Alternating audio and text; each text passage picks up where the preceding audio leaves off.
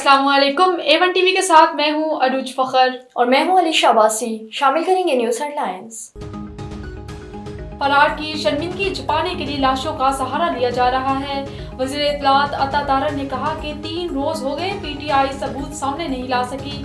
Social media पर बेबुनियाद propaganda किया जा रहा है। गैर मुल्की मीडिया भी जाली फुटेज ला रही है। मुजाहिरीन मुसल्लह थे, ये फुटेज क्यों पोस्ट नहीं की जा रही? झूठी पोस्ट की तस्दीक करेंगे। बुशरा बीबी खून खराबा चाहती थी, PTI खलफशार का शिकार। एहतजाज के दौरान लीडरशिप गायब थी। बुशरा बीबी की तर्जमान को ओहदे से हटा दिया गया। PTI का मुल्क दुश्मन एजेंडा खुलकर सामने आ गया। पकड़े गए लोगों का तेज रफ्तार ट्रायल होगा, कोई गिरफ्तार शख्स रहा नहीं होगा। अफगानों को सजाएं मिलेंगी।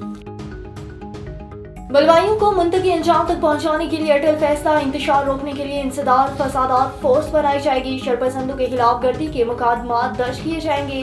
वजीर आजम की सदारत आला सतह का इजलास। शरपसंदों के खिलाफ भरपूर कानूनी चाराजोई मुहिम की मंजूरी। शवाहिद जमा करने के लिए वफाक के फ्रांसिक लैब बनाए जाएंगे।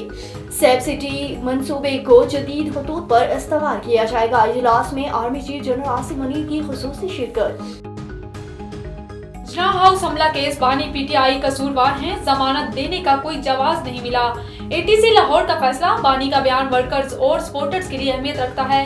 हमले के दिन जलाओ घेराव के दर्जनों वाकयात हुए। मुजाहिरीन ने फौजी तंसीबात और पुलिस एहलकारों पर हमले किए। प्रोसिक्यूशन के मुताबिक साजिश जमान पार्क से रचाई गई। दरख्वास्त गुजार के वकील के दलाइल में कोई वजन नहीं। पुरतशद्दुद एहतजाज अटक के 9 थानों में 23 मुकदमात दर्ज। PTI मरकज़ी क़यादत समेत 50,000 से ज़ायद कारकुन नामजद। 675 गिरफ्तार। जलाओ गिराव, फायरिंग और दहशतगर्दी के भी इल्ज़ामात। और हिम्मत है तो गवर्नर राज लगा कर दिखाओ। वज़ीर आला खैबर पख्तूनख्वा का चैलेंज।